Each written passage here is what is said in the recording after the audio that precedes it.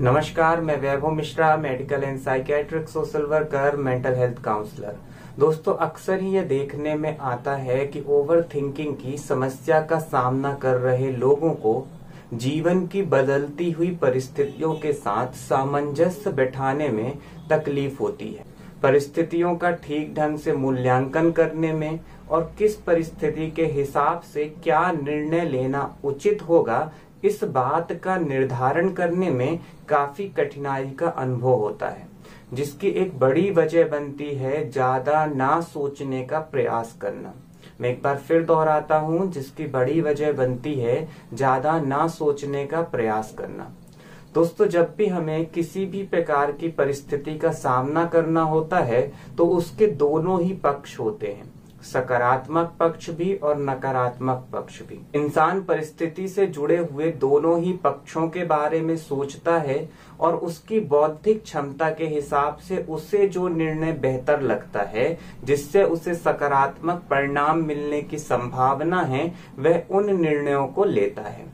परंतु जब एक इंसान ओवर थिंकिंग की समस्या से जूझ रहा होता है तो उसके मन में यह विचार हमेशा चलता रहता है कि अगर मैं किसी परिस्थिति के नकारात्मक पक्षों के बारे में सोचूंगा तो मेरे मन में डर एवं घबराहट का स्तर बढ़ेगा, मेरे मन में चिंता का स्तर बढ़ेगा। इसलिए इंसानी मन उसे खुद ही यह हल देता है कि जब भी तुम किसी परिस्थिति का सामना करो तो सिर्फ और सिर्फ उसके सकारात्मक पहलुओं के बारे में ही सोचो। और जब इंसान सकारात्मक पहलुओं के बारे में सोचता है और किसी परिस्थिति से जुड़े हुए नकारात्मक पक्षों या फिर हम कहें उसमें क्या क्या खतरे जुड़े हुए हैं उसके बारे में विचार करना ही नहीं चाहता है, तो कई बार उसके द्वारा लिए जा रहे निर्णय गलत हो जाते हैं। हालांकि परिस्थितियों का सामना करते हुए जब उसके मन में यह विचार आ रहा होता है कि मुझे सिर्फ और सिर्फ सकारात्मक पहलुओं को देखना है,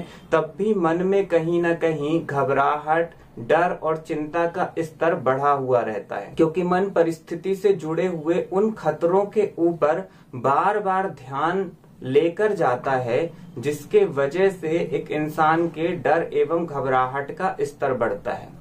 कई बार जिस तरीके के विचार मन में चल रहे होते हैं, ओवर थिंकिंग की समस्या का सामना कर रहे इंसान को पता होता है कि वह लॉजिकल नहीं है, इनरेशनल है, अतार्किक है, परंतु क्योंकि विचारों की गति बहुत अधिक होती है, इसलिए ओवर थिंकिंग की समस्या का सामना कर रहे इंसान के लिए अपने विचारों को नियंत्रित कर पाना मुश्किल होता है। इस स्थिति में लंबे समय तक संघर्ष करते हुए, विचारों से लड़ाई करते हुए जब इंसान को कोई भी हल नहीं मिलता है, तो वह अपने मन में यह विचार लेकर आता है कि मुझे हर परिस्थिति के सिर्फ और सिर्फ सकारात्मक नजरिए को ही देखना है। इस तरीके से एक तरफ तो मन में डर का स्तर बढ़ा रहता है कि कहीं कोई नकारात्मक विचार परिस्थिति से संबंधित आ गया तो मैं उसे कैसे नियंत्रित करूंगा, और दूसरी ओर सिर्फ और सिर्फ सकारात्मक नजरिए को देखने के कारण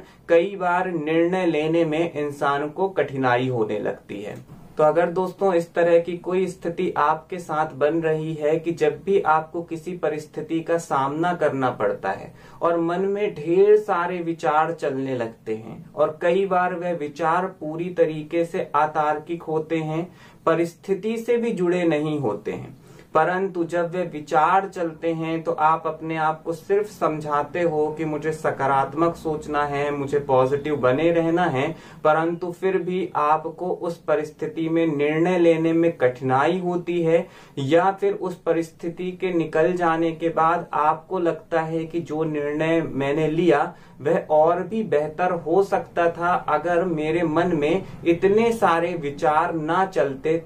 तो इस स्थिति के बनने पर हमें यह ख्याल रखना जरूरी है दोस्तों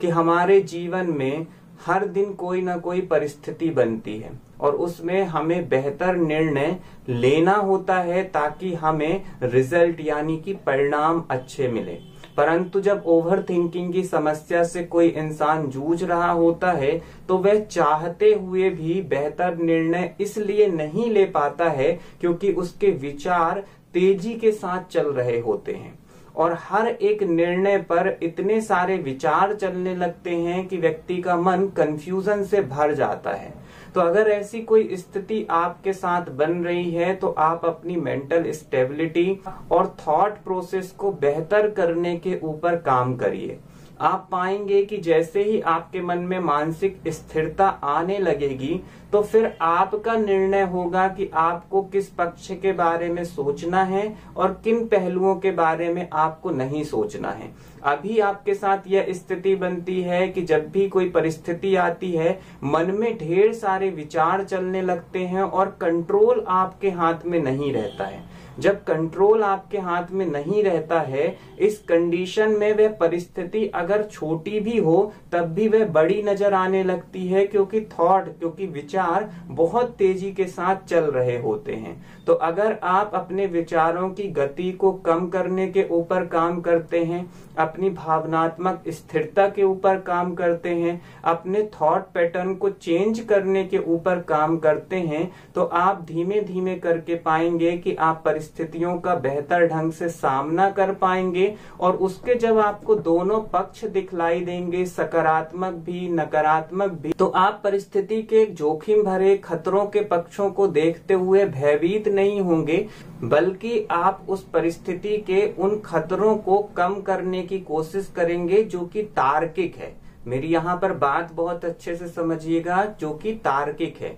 क्योंकि जब एक इंसान को ओवर थिंकिंग की समस्या होती है तो उसका मन अतार्किक पहलुओं पर ज्यादा जाता है, जिसके कारण तार्किक पहलुओं को मन छोड़ देता है और एक इंसान को उलझाता चला जाता है उन अतार्किक विषयों पर जिसका कोई भी हल नहीं है, जिसके कारण व्यक्ति के अंदर घबराहट भी बढ़ती है, चिंता भी बढ़ती है, डर का स्तर भी बढ़ता है और वह कहीं ना कहीं सामान्य सी परिस्थितियों को भी ठीक ढंग से हैंडल नहीं कर पाता। तो अगर आप ओवर थिंकिंग की प्रॉब्लम से जूझ रहे हैं तो अपने मन में यह विचार न लाएं कि मैं परिस्थितियों को ठीक ढंग से हैंडल नहीं कर सकता हूं, मैं अपने जीवन की समस्याओं का समाधान नहीं कर सकता हूं, बल्कि आप यह सोचें कि अगर मेरे अंदर मानसिक स्थिरता आती है, मेरा थॉट प्रोसेस बेहतर होता है, तो चाहे जितनी बड़ी ही समस्या मेरे सामने क्यों ना आ जाए, मैं सभी चीजों का हल खोज सकता हूं। मैं पूरी तरीके से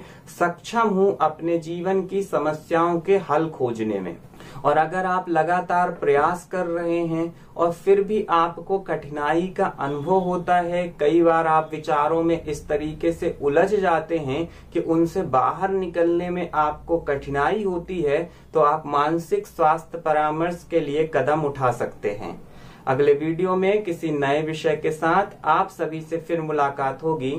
नमस्कार।